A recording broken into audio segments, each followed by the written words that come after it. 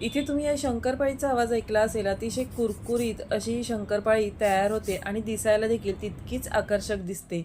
तर आज आपण इथे एका वेगळ्या पद्धतीने भरपूर लेयर असणारी आणि कुरकुरीत अशी ही शंकरपाळी तयार करणार आहोत. आता दिवाळीचा फराळ म्हटला, की आपण वेगवेगळे पदार्थ करत असतो आणि दिवाळीच्या फराळाच्या ताटामध्ये असे काही वेगळ्या आकाराचे किंवा वेगळ्या प्रकारचे पदार्थ आपण ठेवले, तर ताट देखील आपलं आकर्षक दिसतं. त्यामुळे आज इथे आपण ही वेगळ्या प्रकारची भरपूर अशी लेयर असणारी कुरकुरीत आणि त्याबरोबरच थोडीशी खुसखुशीत अशी ही अगदी आकर्षक दिसणारी शंकरपाळी कशी तयार करायची ते पाहणार आहोत. तर कोणतीही स्टेप मिस न करता रेसिपी शेवटपर्यंत पहा आणि तुम्हाला जर माझी रेसिपी आवडली तर या व्हिडिओला लाईक नक्की करा. सोबतच तुमचे मित्रपरिवार आणि नातेवाईकांमध्ये देखील नक्की शेअर करा. त्यासोबतच अशाच नवीन नवीन रेसिपींच्या नोटिफिकेशनसाठी बेल आयकॉनवर क्लिक करून वैशाली मेजवानीला सबस्क्राईब करा. रेसिपीला सुरुवात करण्याआधी वैशाली मेजवानीमध्ये सगळ्यांचं खूप खूप खूप मनापासून स्वागत. आता ही कुरकुरीत अशी शंकरपाळी तयार करण्यासाठी सुरुवातीला परातीमध्ये मी 2 कप इतका मैदा हा आधीच चाळून ठेवला होता आणि तो इथे मी 2 कप इतका मोजून घेतलेला आहे. आता यामध्येच आपण पाव कप इतका बारीक रवा घालून घ्यायचा आहे. तर इथे हा चिरोटी रवा मी वापरलेला आहे, जो आपण या मैद्यासोबत घालून घेणार आहोत, ज्यामुळे शंकरपाळी कुरकुरीत तर होतेच, पण हलकीशी खुसखुशीत देखील होते. आता इथे चवीसाठी आपण चिमूटभर मीठ घालून घेतलेलं आहे. मीठ घातल्यानंतर यामध्ये आपण अर्धा छोटा चमचा वेलची आणि जायफळची पूड घालून घेतलेली आहे, ज्यामुळे या शंकरपाळीला अगदी छान फ्लेवर येतो.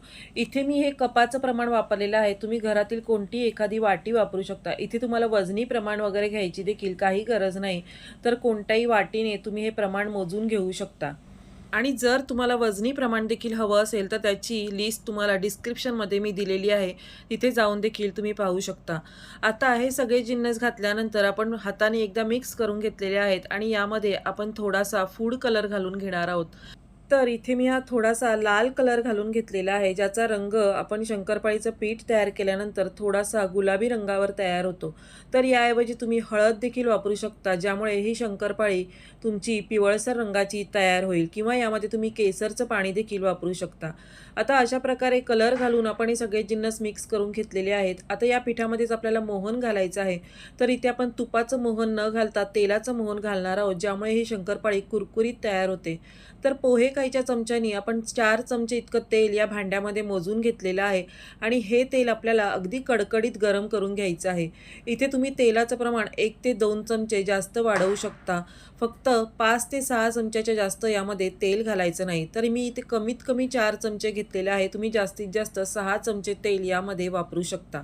आता हे कडकडीत गरम केलेलं तेल या पिठावर घालून घ्यायचं आणि चमच्याने आपल्याला एकदा मिक्स करून घ्यायचं आहे. आता सुरुवातीला हे गरम असल्यामुळे आपण चमच्याने मिक्स करून घेणार आहोत.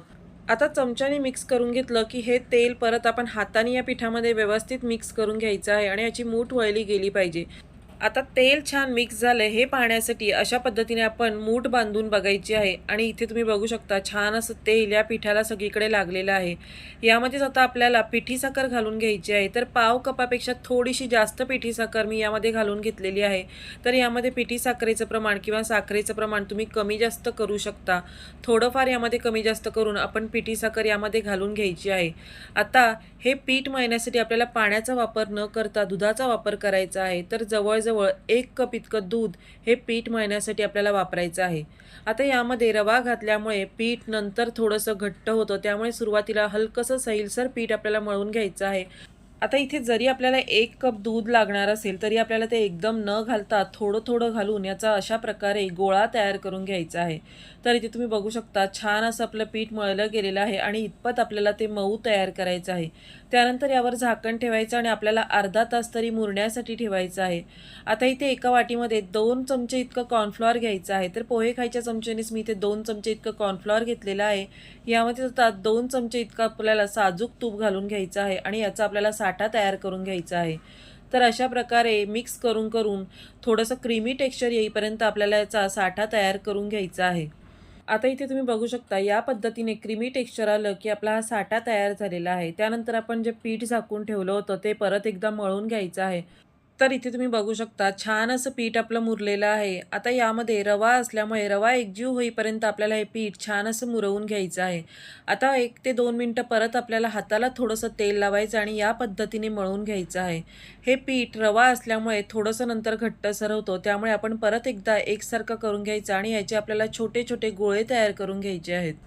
आता हे पीठ आपण मळून घेतल्यानंतर अर्ध्या तासानंतर शंकरपाळी तयार करायला घेतलेली आहे. जर तुम्हाला अर्ध्या तासापेक्षा जास्त वेळ लागणार असेल तर यावर तुम्ही ओला कपडा पिळून घालून ठेवायचा आहे, जेणेकरून हे पीठ कोरडं पडत नाही. इथे आता गोळे करून झाले की आपण मैद्यामध्ये घोळवून घ्यायचे आहेत. आता हलकासा मैदा यावर लावून घ्यायचा आहे. जास्त मैदा न लावता फार कमी मैद्यावर ही पोळी आपल्याला अशा पद्धतीने लाटून घ्यायची आहे. शक्य तितकी आपल्याला ही पातळ लाटून घ्यायची आहे आणि याच प्रकारे आपण बाकीच्या पोळ्या देखील लाटून घेणार आहोत. इथे आपण हे पीठ मैद्यापासून तयार केलेलं असल्यामुळे ते लाटल्यानंतर थोडंसं आकसलं जातं. त्यामुळे शक्य तितकी आपल्याला ही पातळ लाटून घ्यायची आहे. आता लाटून झाली की आपण एका डिशमध्ये काढून घ्यायची. यावरच थोडासा मैदा भुरभरून घ्यायचा आणि यावरच आपण बाकीच्या पोळ्या लाटून अशा प्रकारे ठेवून द्यायच्या आहेत. आता आपण कशा पद्धतीने शंकरपाळी तयार करायची आहे ते पाहणार आहोत. तर सुरुवातीला यामधील एक पोळी पोलपाटावर ठेवायची. यावर बनवलेला आपण साठा लावून घ्यायचा आहे. अशाच प्रकारे आपण 3 ते 4 पोळ्या एकावर एक ठेवून घ्यायच्या आहेत आणि यावर साठा लावून घ्यायचा आहे. तर इथे मी जवळ-जवळ 4 पोळ्या ह्या एकावर एक ठेवून घेतलेल्या आहेत आणि या पद्धतीने त्याला साठा लावून घेतलेला आहे.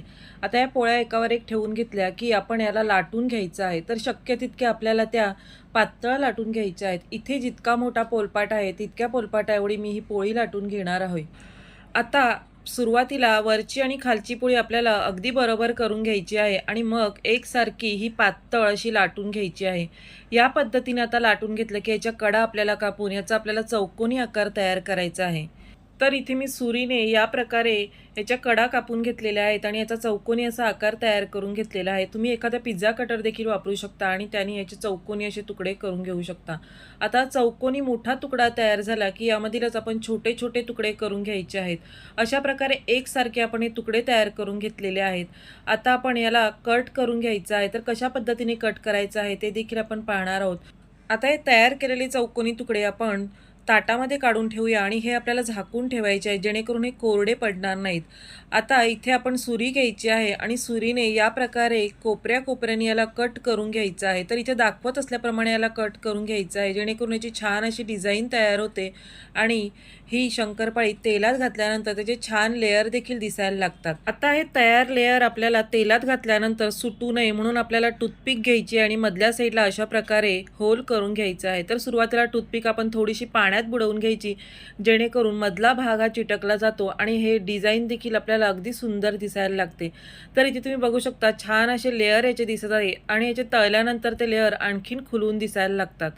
आता याच प्रकारे आपण सगळ्या शंकरपाळी तयार करून घेतल्या की त्या ताटामध्ये काढून घ्यायच्या आहेत आणि यावर आपल्याला ओला कपडा ठेवून द्यायचा आहे, जेणेकरून आपल्या बाकीच्या शंकरपाळी तळून होईपर्यंत ह्या ताटातल्या शंकरपाळी कोरड्या पडत नाहीत. त्यामुळे आपण यावर ओला कपडा घालून ठेवायचा आहे. आता शंकरपाळी तळण्यासाठी तेल आपल्याला कितपत गरम हवं आहे हे देखील फार महत्त्वाचं आहे. तरी शंकरपाळी तळण्यासाठी तेल आपल्याला मंद आचेवर एक 10 ते 15 मिनिटं गरम करायला ठेवायचं आहे आणि त्यानंतरच यामध्ये शंकरपाळी या प्रकारे घालून घ्यायची आहे. तर एकावेळी जितक्या शंकरपाळी बसतील तितक्याच आपल्याला तेलामध्ये तळून घ्यायच्या आहेत. जास्त शंकरपाळी घातली तर तेलाचं टेम्परेचर कमी होईल आणि शंकरपाळी छान तळली जाणार नाही. तर इथे तुम्ही बघू शकता की शंकरपाळी तेलात घातल्यानंतर ती 1 मिनिटामध्ये छान अशी वर आलेली आहे. आता गॅस आपल्याला शेवटपर्यंत मंद आचेवरच ठेवायचा आहे आणि ही शंकरपाळी कुरकुरीत होईपर्यंत तळून घ्यायची आहे. आता ही शंकरपाळी तळली गेली आहे हे कशावरून ओळखायचं, तर यावर येणारे बुडबुडे अगदी कमी होतात. ही झाऱ्याला थोडीशी कडक लागायला लागते आणि मग आपल्याला ती झाऱ्याने पलटून घ्यायची आहे. आता इथे पूर्ण बुडबुडे कमी झाले आणि ही शंकरपाळी वर तेलावर सहज तरंगू लागली की आपली शंकरपाळी छान अशी कुरकुरीत तळून तयार झालेली आहे. सुरुवातीला आपण जेव्हा शंकरपाळी तेलात घातली तेव्हा तुम्ही बघू शकता तेल अगदी सफेद दिसायला लागतं, म्हणजे यामध्ये फेस आल्यासारखा दिसायला लागतो. त्यामुळे हा फेस पूर्णपणे जाईपर्यंत आणि तेल आपलं अगदी स्वच्छ दिसेपर्यंत, यावरचे बुडबुडे अगदी कमी होईपर्यंत आपल्याला ही शंकरपाळी मंद आचेवरच या तेलामध्ये तळून घ्यायची आहे. तर इथे तुम्ही बघू शकता छान अशी आपली शंकरपाळी इथे तळून झालेली आहे. आता ही आपण तेलातून काढून घेऊया. याच प्रकारे आता आपण बाकीच्या शंकरपाळी देखील तळून घेणार आहोत. आता सगळ्या शंकरपाळी तळेपर्यंत आपल्याला तेल मंद आचेवरच ठेवायचं आहे, जेणेकरून सगळ्या शंकरपाळी ह्या एकाच टेम्परेचरवर तळल्या जातील आणि त्या अजिबात मऊ पडणार नाहीत. आता या शंकरपाळी आपण साठा लावून तयार केलेल्या आहेत आणि थोडीशी डिझाइन हवी आहे किंवा या आकर्षक दिसाव्या म्हणून आपण या प्रकारे तयार केलेल्या आहेत. तर या शंकरपाळी तेलात घातल्यानंतर थोड्याशा सेट होईपर्यंत याला अजिबात हात लावायचा नाही. एखाद्या टूथपिकचा किंवा काट्या चमच्याचा वापर करून तुम्ही अशा प्रकारे त्या थोड्याशा एका बाजूला एक सेट करू शकता. पण आपल्याला ह्या थोड्या सेट होईपर्यंत म्हणजे तळून होईपर्यंत ह्याला अजिबात झारा लावायचा नाही. तर झाऱ्याला थोडीशी शंकरपाळी कडक लागायला लागली की मगच आपल्याला ती पलटून घ्यायची आहे आणि मग आपल्याला ही कुरकुरीत होईपर्यंतच मंद आचेवर तळून घ्यायची आहे. आता शंकरपाळी तेलात तळून होईपर्यंत किंवा यावरचे बुडबुडे कमी होईपर्यंत आपल्याला झारा लावायचा नाही. जर त्याआधी आपण या शंकरपाळीला झारा लावला तर याचे लेयर वेगळे होण्याची शक्यता असते. त्यामुळे आपण शंकरपाळी थोडी सेट होईपर्यंत ह्याला अजिबात झारा लावायचा नाही. आणि एकदा का ती सेट झाली की आपण झाऱ्याने हलक्या हाताने ती पलटून घ्यायची आहे आणि मग कुरकुरीत होईपर्यंत तळून तेलातून बाहेर काढून घ्यायची आहे. अशा प्रकारे आपण ही शंकरपाळी तळून घेतली की ती अतिशय कुरकुरीत तयार होते, अजिबात तेलकट तयार होत नाही. शंकरपाळी तळून झाल्यानंतर ती आपण एखाद्या जाळीवर काढून घ्यायची आहे, जेणेकरून यामधली वाफ निघून जाईल आणि आपल्याला ही फॅनखाली पूर्णपणे थंड करून घ्यायची आहे. म्हणजे शंकरपाळी थंड होईपर्यंत आपल्याला ती फॅनखाली ठेवायची आहे आणि त्यानंतर आपण एखाद्या हवाबंद डब्यामध्ये भरून ठेवू शकतो. तर अशा प्रकारे शंकरपाळी केली तर ती अजिबात तेलकट होत नाही, सोबतच कुरकुरीत आणि हलकी खुसखुशीत देखील तयार होते. जर तुम्हाला खुसखुशीत ही शंकरपाळी तयार करायची असेल तर तुम्ही यामध्ये तुपाचा वापर करू शकता. पण इथे मी तेलाचा वापर करून ही थोडीशी खुसखुशीत आणि कुरकुरीत अशी तयार केलेली आहे. आता यावर आपण थोडीशी सजावट करून घेणार आहोत. तर त्यासाठी इथे मी एक काळी मिरी यावर लावून घेतलेली आहे. तुम्ही एखादी लवंग देखील यावर लावून घेऊ शकता किंवा थोडेसे ड्रायफ्रूट्स घालून देखील ही शंकरपाळी सजावट करू शकता. तर या प्रकारे तुम्ही बघू शकता अतिशय सुंदर, आकर्षक, कुरकुरीत आणि हलकी खुसखुशीत अशी ही आपली गोड शंकरपाळी तयार झालेली आहे. आता या तयार शंकरपाळीचे आपल्याला लेयर वेगळे करायचे असतील तरी देखील तुम्ही हे तळल्यानंतर करू शकता आणि एक एक सिंगल लेयरची ही शंकरपाळी तुम्ही ताटात सजावट करू शकता. तर या पद्धतीने आज इथे आपण ही कुरकुरीत, खुसखुशीत आणि आकर्षक अशी गोड शंकरपाळी तयार केलेली आहे. आजचा व्हिडिओ तुम्हाला कसा वाटला मला कमेंट करून नक्की कळवा. आजचा व्हिडिओ आणि आजची रेसिपी तुम्हाला आवडली तर या व्हिडिओला लाईक नक्की करा. सोबतच तुमचे मित्रपरिवार आणि नातेवाईकांमध्ये देखील नक्की शेअर करा आणि अशाच नवीन नवीन छान छान रेसिपींच्या नोटिफिकेशनसाठी बेल आयकॉनवर क्लिक करून वैशाली मेजवानीला सबस्क्राईब करा.